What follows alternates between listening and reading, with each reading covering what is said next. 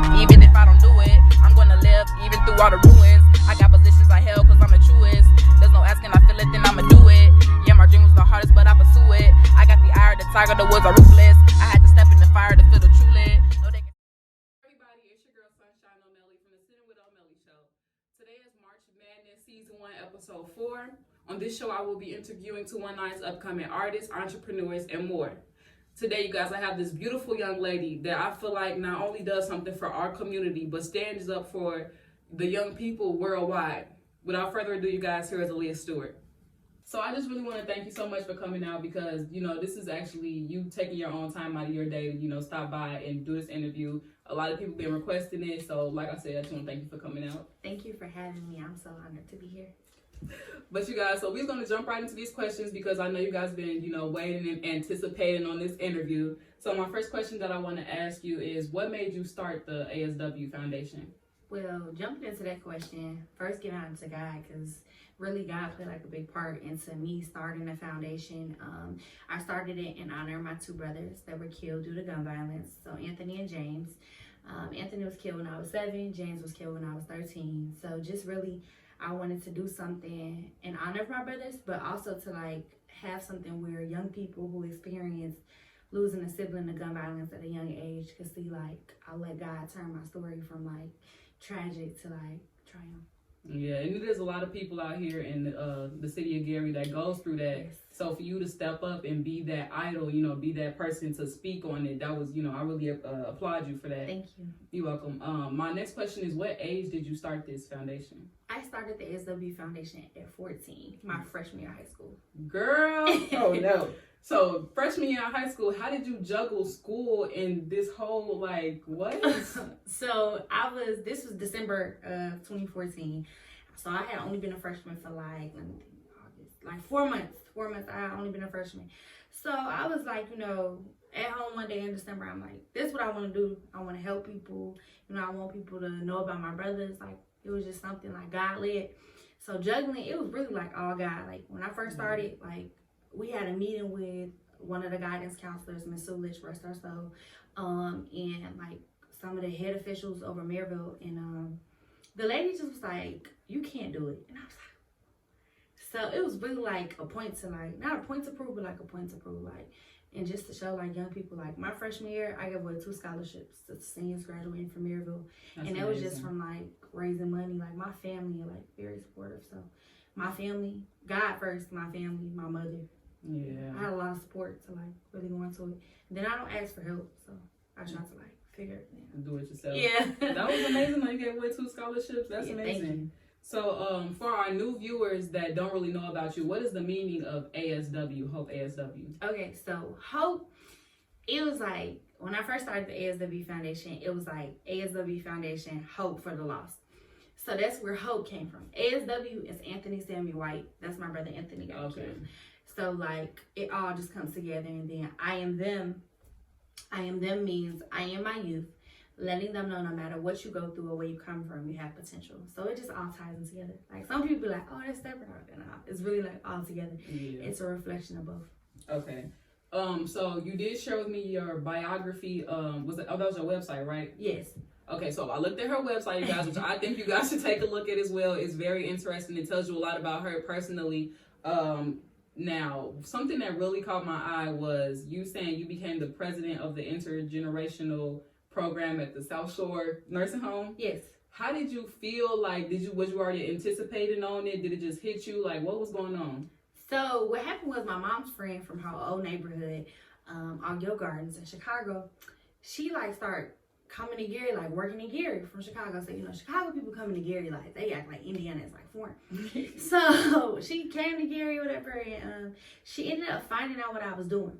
So I had a speaking engagement with Dr. McGee at the Hammond Civic Center, the Pop Foundation. And she came to see it, and my mom, I don't know how she got into it. My mom, found out what I was doing, I think from Facebook. And I started going to the nursing home, taking a group of my friends, volunteering and stuff. And she was like, we need a young person to be over our intergenerational program. And I'm like, okay. So I was like, okay, cool. And then sadly, once she left, I stopped really being involved because it was I really didn't know which way to go. But I kept going a little bit after she stopped being there and working with them, but it's really emotional. Like, it's really emotional. Like, a couple of residents that I really like, they died. So it was like, I don't need this trauma. This is too much. So I kind of like completely backed away from it. Okay, understandable. I also read in the biography that you had your own store. Yes. So tell me, like, I heard Herbalife Nutrition or something. Tell me about that. Like, what? So when I finished high school, I finished in November 2017. But I was class in 2018. I just finished a couple of months early. Okay. So I was like, okay, thank you. So I was like, okay, I needed a plan. I needed something to do. And my mama was like, she wasn't one of them parents like, you gotta go to college. But everybody in my family was like, that's what they expected from me to do. I felt like everybody was like, oh, she going to college. She doing all this. She going to college. And I'm like, right. So I took a semester, hated it. Like, hated it. And my professor, she knew me from like the community, like we did community work together. And she was like, Aaliyah, you bigger than this, basically. In so many words, like, cause I wouldn't get no essays and like I just did all ASW foundation work at school. If I couldn't write a topic, like we had to do papers, and if I couldn't do my paper on gun violence or something, I wasn't really gonna do it. So I feel you. Like, she just understood me. So it was like, graduating, I'm like, okay, my mom and friend, she had an Herbalife store, still do, Broadway Nutrition on 46th and Broadway, support her. And so I started talking to her, and I like looked, and my mom was like, well, you gotta print all this stuff out, you gotta study this stuff if you want me to invest my money in it. So between my mom and my stepdaddy, my godmother, my father passed away, so, but my mom included my father, and my stepmom, I got a check for $5,000 as my graduation gift. That's what's up. So with my check, I started an Herbalife Nutrition store, and it was at 6111 Broadway in the building, the business building. But I like had my own storefront, like my own door in the back, with glass and everything. And at first I loved it. I'm like, yeah, this is what God want me to be doing. So I had like back away from ASW Foundation work. I had a couple of events at my store for the foundation, like laying my legacy and a vision board. But like I had completely back from my vision, and I ended up closing my store like 6-7 months after I opened it. So I got to a point where like my faith just was like, I was so depressed. Like I didn't like it. I was 18, rent 8 something a month, product, like it was just, it became a lot. And I was like, you know what, this is not for me. I gotta go. So I got nominated for Young Entrepreneur of the Year. And so I told God, like, if I win this, it was $15,000 in like cash and prizes. So I'm like, if I win this, I'm closing this store. That means you want me to focus on the foundation. I'm like talking to God like this. So I ended up winning. So that weekend, or that next weekend, in the middle of the night, I moved all my stuff out the store. I didn't tell the landlord. I didn't tell nobody. Like, I moved all my stuff. I left my refrigerator. Like, I left everything. Pretty much everything. I threw away. I left my desk. I think I threw it away. Like, I cleaned shop. Like, it was do or die. I had to go, and I started focusing on opening the youth center. So I did read that you opened in June of 2020. Where is that located? Okay, so the youth center is not open yet. Okay. So we were supposed to open in June of 2020, and literally this whole like aspect of my life now, and like area of my life, like is just really trusting God, and like I'm so happy that delay doesn't mean deny, like, and everything's just coming together for the center. So real preach. I ain't heard of that one yet. Say that one more time. Like, delay does not mean denied. Okay. It does not. It's a little time out. And I'm so grateful about that, because like I don't want a premature blessing. Like, I feel like to be 20, like I bumped my head a couple times. Yeah. But the beautiful thing about that is I forget I'm 20 sometimes. We forget we're young. Like, we gotta do this. You got a whole life ahead. So, right. So I could bump my head a couple more times, but the only thing is, like, God just always be like, it's cool. Let me just do it like this. So that's what's happening. So a lot of updates with the youth center is gonna be coming soon. It's just I'm letting God continue. I'm letting God do this. Yeah, in due time. Instead of me, I'm just letting God, because rushing it, I don't want it to be no other way but God's way. Okay. So, I did hear that you've been hosting a lot of events though, like a Christmas, Yes. Okay, tell me more about that. So my first Christmas toy drive was 2017. I was still in high school.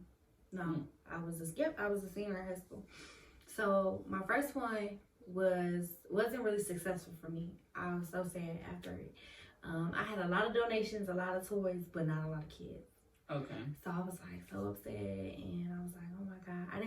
I felt defeated at the end of that. So I didn't feel like, I wasn't really happy. No, my first one was, it was 2017. So I felt pretty defeated. I'm like, okay. I didn't get a lot of kids. 2018, that's when I was going through like my depression, having a store, everything like that. So I'm like, okay, I need some type of light. 2018, when I say it was a packed house at the moment, like everywhere I looked, it was people. I was like, crazy. So the news came out, they did a whole thing. I'm like, okay, guys, my third year, lighthouse, packed house, nothing but like it was people everywhere.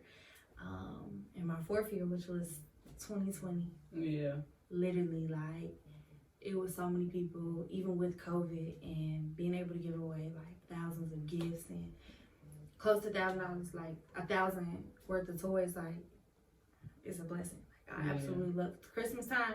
Was the hardest time for me with losing my brothers, but like my mom always made sure Christmas just was something that happened. So even when we didn't have a lot, like I still woke up to something. So just making sure kids don't have to feel that. Yeah, shout out to parents, because parents always do come through, like, they make sure. I never knew we didn't have nothing, because my mom always had something. I'm telling you. Yeah, even if it was like 3-4 gifts, it was like stuff I wanted. So it was always like just making sure kids can go back from school break and be like, what you get for Christmas? This is what I got. Instead of having to say like, my mama couldn't afford to give me nothing. So that's my goal every year.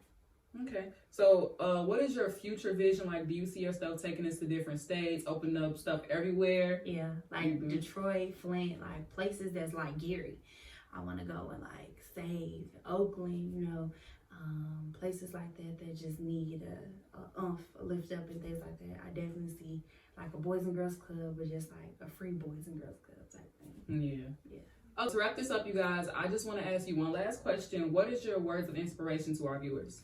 I would say Jeremiah 29:11, where God talks about having a plan and a purpose for your life, giving you an expected end and things like that. Just continue to stay positive. Don't think you're too young. Don't think you don't have it all, because where there's a purpose, there's a plan, and where there's a plan, there's a purpose. And if it's for God, resources will be supplied and it'll all come together. So just stay positive. Like, people will doubt you, but it's like eyes have not seen, ears have not heard what God can do for you, and God can do the unexpected. So continue to stay positive. Start whenever. I mean, if it's something that I've talked about that you're interested in doing, hit me up. Like, share your resources. Like, be open to helping other people get to where you've already skipped over. Okay. So that's going to wrap up our session for today, you guys. I want to thank you guys for viewing, and also thank you again for coming out. It was a pleasure meeting you, just like getting to know about you and all of that. So I just thank you again. You guys stay tuned for our next episode, episode 5 of March Madness Sitting with O'Malley edition. Peace out.